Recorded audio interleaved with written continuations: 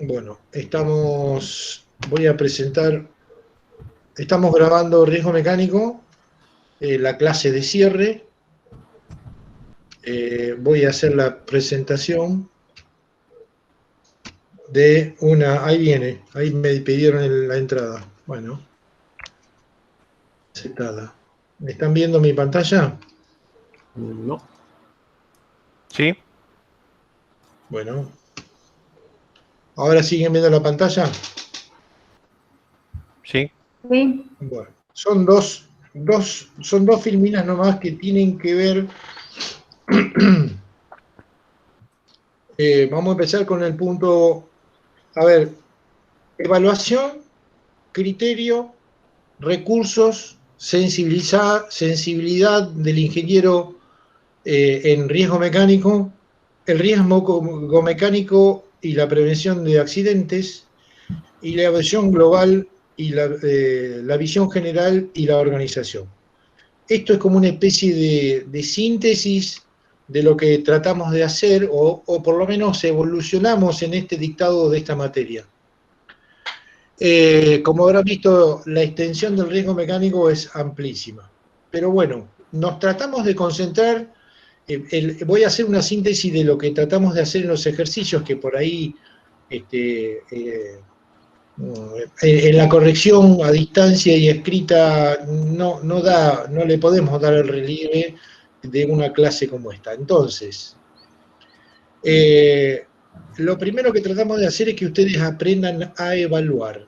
Hiper significa identificación de peligros y evaluación de riesgos en máquinas, equipos o instalaciones. Ese concepto, el apunte lo indica bien, pero lo repaso. En realidad tratamos de tomar todos los conceptos de seguridad en máquinas, pero lo hacemos extensible a todo lo que son las definiciones de los equipos, y también cabe el riesgo mecánico en todo lo que son las instalaciones. O sea que es todo el escenario donde ustedes van a desarrollarse. Entonces, primero encontramos los peligros, los ponderamos y hacemos la evaluación. No nos es suficiente con identificar el peligro, lo tenemos que evaluar. Para eso entramos en la probabilidad consecuencia, en una herramienta subjetiva donde involucramos la frecuencia de exposición a ese peligro y la cantidad de personas que están expuestos y los antecedentes que tenemos, si es que tenemos antecedentes en la siniestralidad sobre ese punto en particular, sobre una máquina, sobre una instalación o bien sobre un equipo.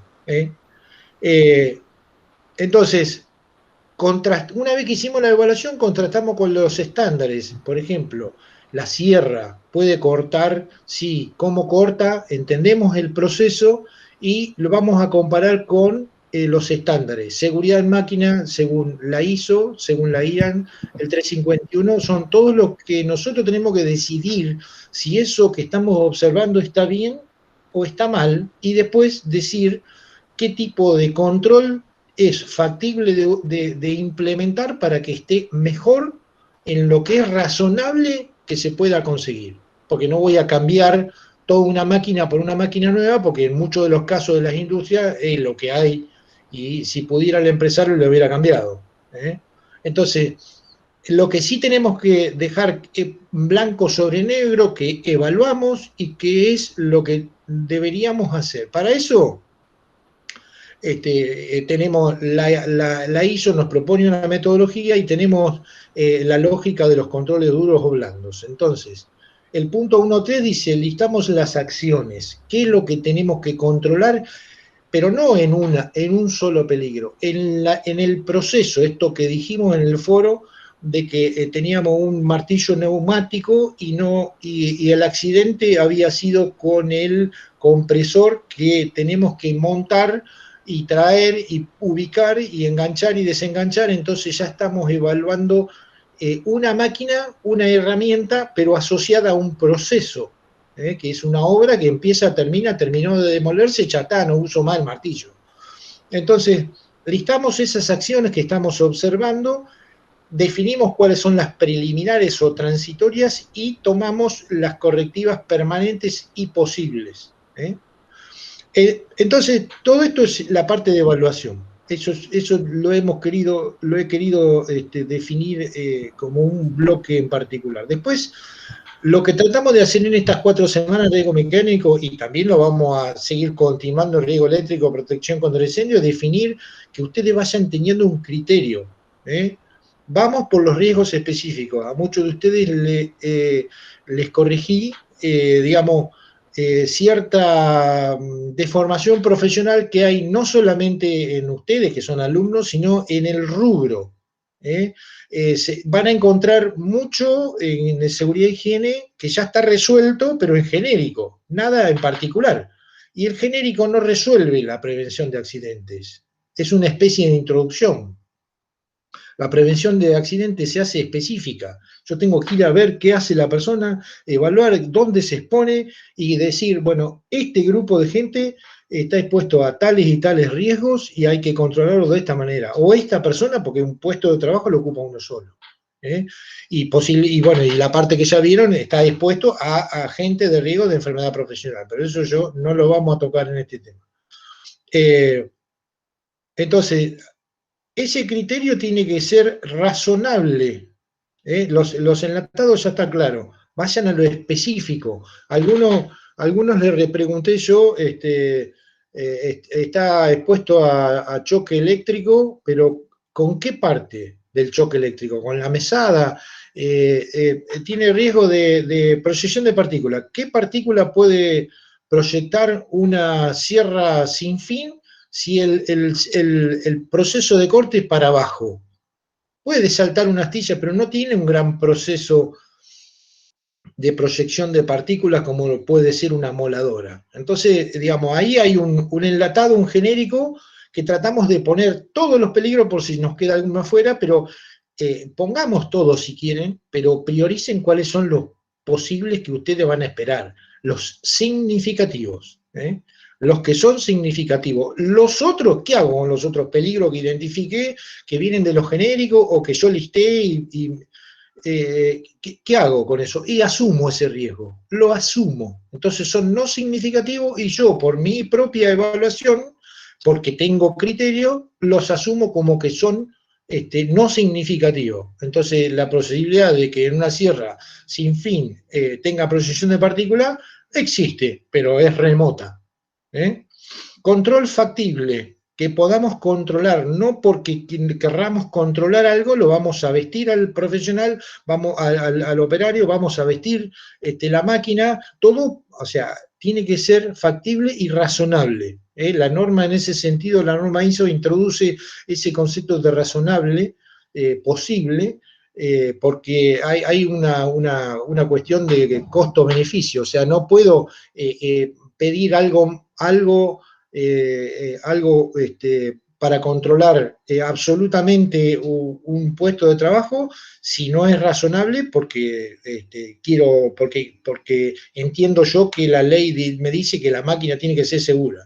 Sí, la ley dice que la máquina tiene que ser segura, pero también tiene que ser razonablemente segura. Si no, tengo que eliminar la persona, eliminar la máquina y no hago nada. Para eso, ahí ya está, la persona está segura, pero no hay ningún proceso. En todo caso, el control factible lo tenemos que desencadenar, lo tenemos que pensar un poco como proyecto. Si veo que la máquina está genera muchos momentos de exposición, tengo que generar un proyecto para generar un grupo de trabajo o generar algún presupuesto como para poder desarrollar algo que controle eso, porque me supera a mí una simple recomendación y tengo que involucrar a más gente para que pensemos entre todos cómo lo podemos resolver. Enfocados en la persona, proceso o ciclo, ya lo vimos. Esto tiene que, no tengo que ir a ver una sierra, una moladora que la uso una vez por año, que está en un armario de un taller, que puede estar o no en relativamente buenas condiciones. Si funciona, la puedo usar. Debe estar en condiciones de seguridad, sí, pero no tengo que ir a ocuparme de las cosas que no se usan si no tengo resuelto las que sí se usan. Recursos. Los recursos para hacer esto son la ISO, las normativas, los procedimientos, los enclavamientos, entrenar a la gente, instruir a la gente sobre el riesgo específico y el proceso que está haciendo, porque a veces no se dan cuenta. Tiene que sensibilizarse del peligro y entender las protecciones o cómo nosotros le decimos que tiene que trabajar para no lastimarse o lastimar a sus compañeros. Y por último, señalizarlo. Vimos en pictogramas, advertencia rápida, lo vimos en pictogramas, señalizaciones, y obviamente si encontramos la información para la realización, alguien la tiene que leer. Nosotros somos los primeros que tenemos que pedir que eso esté y después que se lea. Porque habitualmente eso nadie le da bolilla, así como dijimos que no había planos conformes de obra, tampoco los manuales de la máquina son leídos por lo general. Bueno, ¿qué es el atributo que ustedes tienen que desarrollar en este segundo año desde el punto de vista de la prevención de accidentes y enfermedades de accidentes? Ya se me pegaba el discurso de enfermedad profesional, lo de enfermedad profesional también, pero la sensibilidad del ingeniero en riesgo mecánico, darse cuenta si la máquina, equipo o instalación es segura, qué evidencias tengo, porque ese puesto o esa máquina me va a preocupar cuando yo esté en la oficina haciendo el plano eléctrico o esté especificando los elementos de protección personal, o si tuve en el listado de siniestro, tuve un caso grave y fui a ver esa máquina, obviamente que tengo que cerciorarme que no vuelva a ocurrir. Entonces, las evidencias objetivas que yo perciba de cuando voy a hacer esa evaluación, esa recorrida, la encuentro a través del manual de la máquina, a través de si la máquina tiene pictogramas, si el aspecto visual de la máquina, las preguntas clave que yo le hago a las personas cuando indago cómo hace la tarea, por qué hay una barreta al costado de una máquina, un fierro para destrabar algo, si se atora, si no se atora, cuántos tipos de setup hay, o sea, tengo que meterme yo para empezar a conocer esa historia de ese puesto de trabajo. La historia, ahí tenemos la historia de la máquina, cómo llegó, si la compraron, si era usada, bueno, todo lo que ustedes puedan captar, y los siniestros ocurridos ya lo vimos. Necesidad y contexto de la intervención. Acá vemos la dinámica, lo que normalmente vimos en los prácticos es la estática, vimos una sierra sin fin, pero acá lo que tratamos de captar, y por eso le llamo sensibilidad, es porque lo que tiene que eso es muy difícil de transmitírselo a ustedes en una clase, digamos, en un apunte, lo estamos tratando en una clase, es el contexto de la intervención y la necesidad. ¿Qué lo motiva a la persona a meterse en ese hueco? Y porque estaba la máquina atorada. ¿Qué lo motivó a la persona a ponerse en esa posición? Y estaba haciendo el setup de la máquina. Hay que cambiar, pasar no sé, de la bolsa de 500 centímetros, de 500 gramos, a pasar a la bolsa de 1 litro o de 1 kilo. Entonces tengo que configurar la máquina para procesar ese producto, o la bolsa de cemento de 20 kilos, pasé a cambiar la bolsa de cemento para albañilería, que es de 18, o por reglamento es de 15, entonces tuve que cambiar el setup de la máquina o del proceso.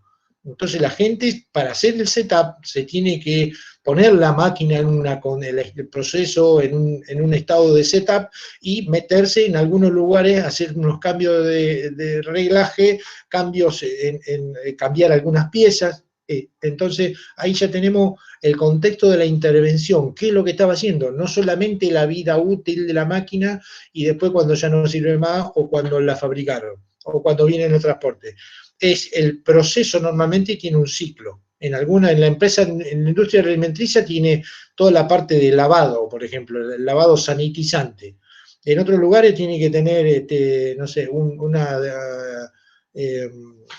la industria del petróleo tiene que inertizarse, lavarse para que un producto, o inclusive no se puede, porque si un tanque tuvo gasoil no le podés poner nafta porque se contamina. Entonces, todo ese tipo de cuestiones también inciden en el contexto de la intervención. Otro es el mantenimiento correctivo, preventivo, predictivo. ¿Qué tipo de mantenimiento? Acá ya estamos pensando en que la máquina no es infinita y que tiene que hacerse mantenimiento. ¿Y en qué circunstancias interviene la persona desde el punto de vista de la dinámica de la organización? Si yo estoy bajo presión, si me auditan a mí, tengo un indicador del tiempo de parada, si estoy bajo presión para hacer esa tarea, si me demoré demasiado y todo el mundo quiere que se arranque ese proceso. Bueno, obviamente, sigo con otro tema, la orden y limpieza y el espacio. Por ejemplo, la sierra circular en una carpintería, normalmente como se usa, es una máquina de mucha capacidad de acción. O sea, yo quiero cortar 4 listones y los corto en 3 minutos. Lo que puede pasar con esa máquina que por ahí la use media hora en todo un día, porque estuve armando un mueble, y recibo mercadería y a la máquina la voy vistiendo en el espacio que yo necesito para mover herramientas, voy poniendo basura, o sea, scrap del proceso, y voy poniendo material. Recibí, no sé, pintura o recibí cola y voy usando el espacio que tengo. Entonces el espacio de la máquina se ve reducido por la misma falta de orden y limpieza. Y por último, el concepto de cuadrilla. Digamos, la gente normalmente trabaja en una línea de producción, tengo un maquinista, un punta de línea, un etiquetador, un embalador, un relevo, ese concepto de manejar a la gente no solamente en un puesto de trabajo, sino el sector asociado a esa línea de producción. Entonces, volviendo un poco a cerrar el punto 4, el ingeniero tiene que ver el riesgo mecánico con esa sensibilidad. Tiene que tratar de darse cuenta y percibir si eso que está viendo le va a preocupar porque vio muchos peligros o porque no entiende cómo no se accidente la gente ahí. En muchos de los casos yo he podido salir con esa duda, digo, ¿cómo hace la gente para no accidentarse en lo que acabo de ver? Bueno, porque la gente, digamos, genera sus propias anticuerpos de alguna manera y se acostumbra a no quemarse, a no meter la mano, porque la máquina es insegura y no se accidentan todos los días todo. Porque alguno tiene que, digamos, alguno va haciendo las advertencias, pero ahí tenemos que bajar con los controles duros y blandos como para empezar a controlar toda esa situación y esa dinámica, porque el día que tenga un accidente va a ser grave seguramente. O no, eso lo verán ustedes cuando tengan que evaluar en su vida profesional o un poquito antes en el trabajo final los riesgos.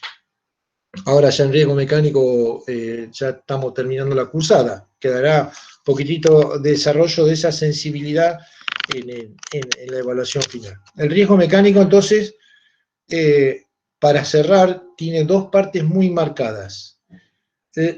Los accidentes, la parte de riesgo mecánico simple, que sería casi todas las formas de que ocurren los accidentes que tiene la superintendencia en la parte de estadística, forma de ocurrencia de los accidentes, hay un montón que se pueden encuadrar dentro de lo que es el riesgo mecánico. Una caída, un tropezón, un golpe por objeto, es un montón, que esos son los simples y visibles. Lo que nosotros tratamos de ver en estas 4 semanas de riesgo mecánico son aquellos, bueno, desarrollar el criterio de lo que es una máquina y aquellos que están más ocultos. Por eso vimos enclavamiento, por eso vimos la IRAM. Los peligros ocultos de las máquinas no son tan visibles y ahí hay que ir al manual de la operación y hay que hacer evaluación de riesgo, o sea, hay que entender cómo es el ciclo del proceso de la máquina. Si largo la línea y la puedo parar y en 2 horas procesé todo lo que el lote de producción, o me lleva un año procesar todo el lote de producción, o, por ejemplo, un fabricante, una ensambladora de autos, una fábrica como Ford, bueno, largó la línea y tengo que largar a 50 autos por hora, porque si menos de 50 autos por hora, estoy debajo de la zona de rendimiento de la fabricación. Entonces cuando largo con todo, con todo el equipamiento que corresponda y con todo ajustado como para no poder parar. Entonces, esos riesgos ocultos, cuando la línea está en marcha y las máquinas están en marcha, es lo que tratamos de, sobre todo en el punto cúlmine, con la percha y con lo que pasó en el accidente de 11, porque hay mucho de movimiento, de lógica de comando, de lógica de actuación, de procedimientos que no se deben hacer las cosas, pero sin embargo se hacen. Todo esto porque la producción tiene que salir y seguridad no termina de entender los riesgos ocultos, con lo cual no puede resolver qué es lo que pasa. Entonces, la ausencia del profesional de higiene y seguridad, que no quiero que les pase a ustedes, es porque tienen que encontrar qué es lo que pasa, por qué hacen lo que hace la gente, es porque nadie le resuelve el problema que tiene. No sé qué le habrá pasado a Córdoba, que se quedó dormido o que puso el tren, no sé, la verdad que me gustaría entrevistarlo o ver el expediente, por qué puso el tren a la deriva, si no necesitaba ponerlo a la deriva. Pero bueno, la palanca se podía sacar. Entonces, ahí tiene que estar el profesional de higiene y seguridad tratando de decir, no, escúchame, esto es una lógica insegura. La palanca no tiene que salirse.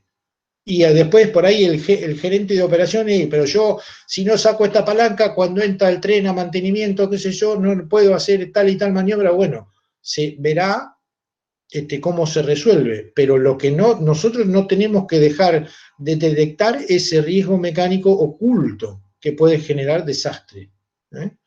La visión general y la organización. Bueno, si ustedes tienen que arrancar mañana esto lo van a hacer en el trabajo de campo, lo primero que haría yo les propongo como profesor, como con Bernardino, lo estuvimos conversando, haríamos un inventario de máquinas. Podemos hacer un inventario de herramientas, pero depende de dónde estemos, ¿no? Si hay muchas herramientas, esto depende del SIU, de la actividad de la empresa, si es obra, si es transporte, si es minería. En cada lugar ustedes van a tener que acomodar todos estos conceptos a lo que es más prioritario. Entonces, inventario de máquinas, inventario de herramientas, así como van a hacer el layout de riego eléctrico, una listita, y después ir a verla con el puesto de trabajo, cuánta gente hay asociado, y ahí priorizar esa evaluación por máquina o por puesto.